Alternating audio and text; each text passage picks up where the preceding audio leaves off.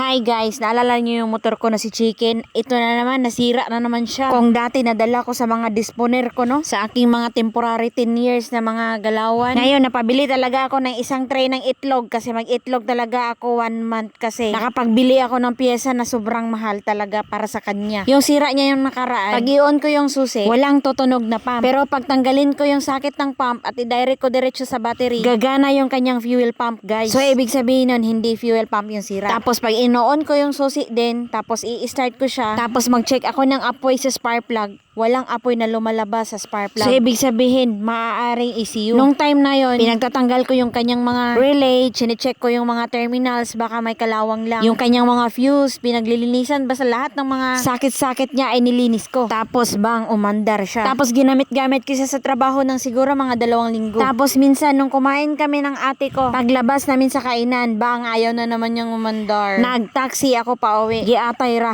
250. Troubleshoot ako ulit. Nakita ko yung ECU, parang napasukan siya ng tubig. Kaya nilinis ko. Binrush ko siya. Tapos bang, lumamig yung buong katawan ko kasi nasira yung isang paa. Ay, hindi paa. Ano bang tawag dyan sa ganyan, no? Basta naputol. Kaya dito na nga, naghanap ako ng ECU sa online kung saan ako makabili ng ECU. Buti na lang may nakita agad ako. 2.5 yung benta ni sir. Hinangyo ko ng 2,000. Buti pumayag.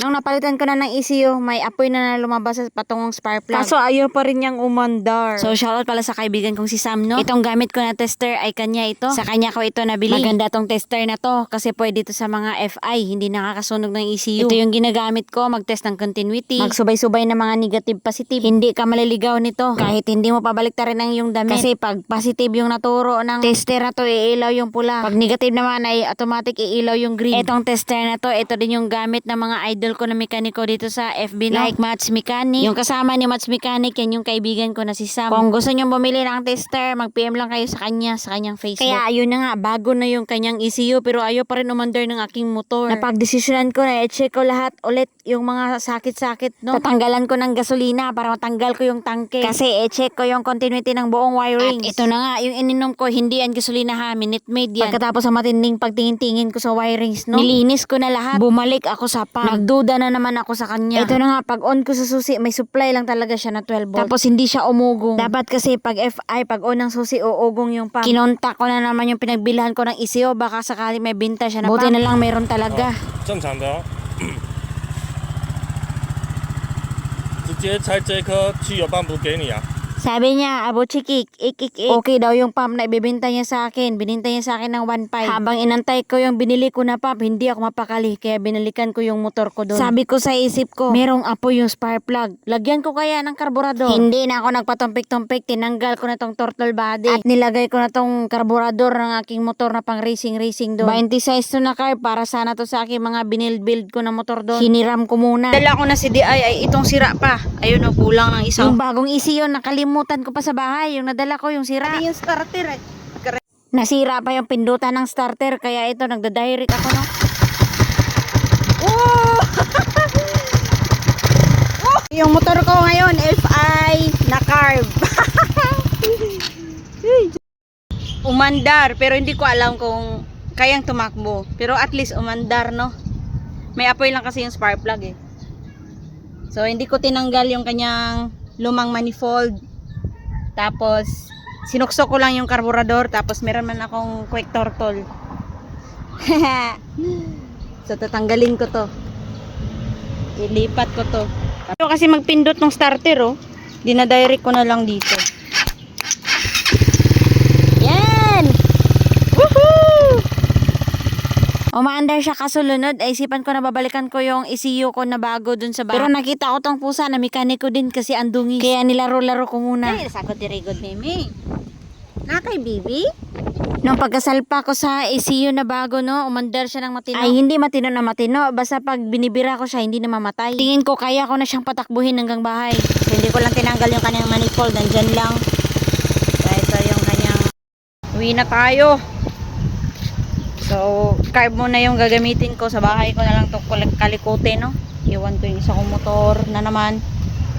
Ikinabit ko na yung aking quick turtle. At tinali ko yung turtle body, baka malaglag. Nagligpit na nga ako para makauwi na. Around 20 kilometers pa galing dito sa pinag-iwanan ko kay Chicken, no? May problema tayo. Walang brake pala. Patagalan na na-stuck itong motor. Hindi na gumagana yung brake. Walang brake talaga, wala pa tong caliper sa harap. Kaya hindi pwede to, mabangga tayo sa maling tao nito. Kaya tinry kong i-bleeding yung brake baka sakali. Kaso naubusan ako ng fluid, wala man akong fluid na dala. Pero at least kumapit siya ng kaunti. Yung parang mag-brake ka ng umaga, mamayang hapon kakapit na siya at hinto ka na. Sabi ko bahala na oy kasi hapon na. Kailangan ko tong mauwi sa bahay, sa may brake o sa mawala. Kaya pinilit ko talaga na ipatakbuhin to siya. Ang dami pa naman traffic light dito sa Taiwan guys. Habang nagda-drive ako na walang brake, nahirapan talaga akong humito sa mga stoplight. Nakadaan ako dito sa may shop. You have fluid ma? 没有刹车。 Sabi ko, meron kang fluid sir? Tapos sumagot siya, abo chikik, ik. Hindi ko na naman naintindihan guys. Pinaayos ko sa kanya. Mayo ah. Wo, naga. 多少钱? 等一下。 Ang bala ko, hihingi ako ng fluid. At ako lang mag-aayos sana. Kasi kinakabahan ako, baka mahal kasi yung pera ko 100 na lang talaga. Oh. Nagalapan, liang ah. Oh. Wah, dami diyo.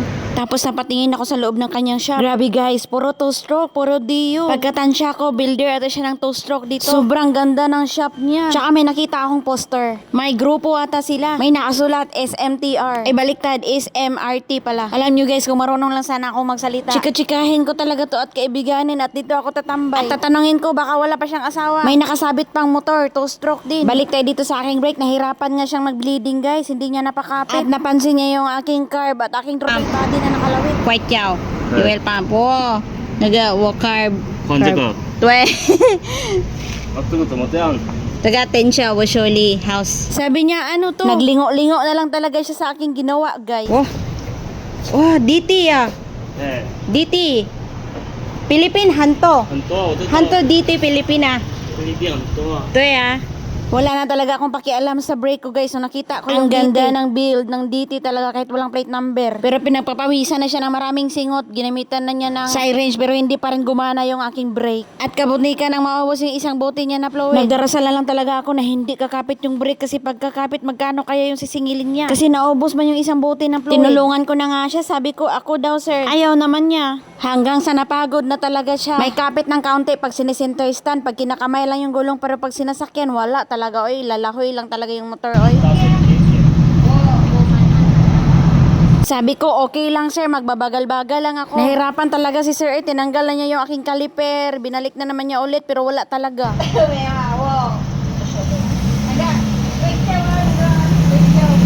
Hindi nga siya makamubuon sa aking FI na carb na motor talaga. Nagtatanong siya sa akin kung ano daw yun pero hindi ko naman maintindihan at hindi ko rin pa alam kung paano sabihin sa 没有 kanya. 刹 No? 一点点而已。 Sabi ko, tama na yan sir, binigay ko sa kanya yung 100. At sabi ko, tulungan mo ako mag-start. Magbabagal-bagal lang ako sa daan para hindi ako mabangga. Okay. How? At nakauwi nga ako guys ng safe kahit yung brake ko. Pag-apakan ko ngayon bukas pa hihinto. So kung tanungin nyo ako kung pwede ba yung carb sa FI na motor, ang masasagot ko ay pwede pero depende. Kasi pagdating ko sa bahay nag-spark plug reading ako. Masyadong itim yung spark plug. Ibig sabihin masyadong madaming gasolina yung pumapasok sa makina. Or dahil lang siguro malaki yung carb na nilagay ko or kailangan ko siyang tunuhin. Iwan ko kung makukuha ako sa tuno yung ganito na sit up no. Pero soon pag wala akong ginagawa pagtuunan ko to ng pansin. Papalitan ko ng G-Tings yung carb ko. Tapos itingnan ko kung makukuha ko ba yung magandang idle tsaka optimal na reading ng spark plug. By the way, inayos ko na rin pala yung brake ko. Hindi siya isasagad muna. Diba mo siyang madaming beses, hindi isagad. Tapos buksan mo dito, tsaka sagad, tapos sarado. Dapat mabilis na mabilis. Ayan, mabilis lang siyang tumatakbo.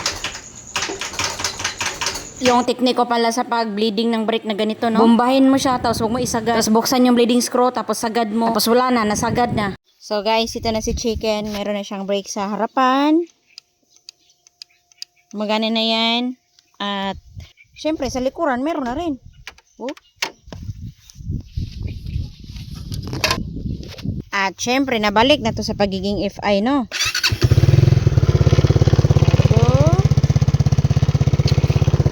At yun lang guys, salamat sa panonood. Thank you for watching.